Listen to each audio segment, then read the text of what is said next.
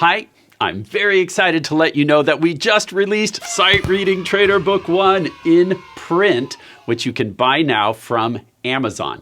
By the way, if you've already used this book in digital or print, please leave me a review on Amazon.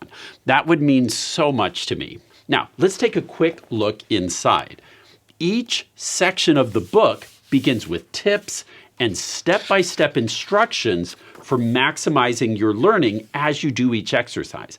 I'm not just saying, okay, sight read.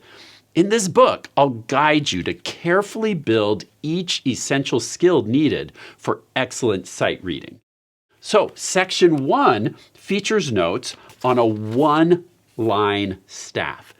And step 1, before you even touch the keys, is to point to each note and identify whether it is a repeat, step, or skip.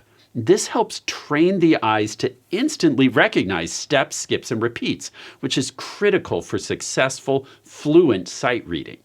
In the next section, we add the treble and bass clefs, and we build on the skill of recognizing steps, skips, and repeats, and students now have the added step of identifying each note by letter name before they play it. But you'll notice there are no rhythms. It's just the note heads. That's on purpose.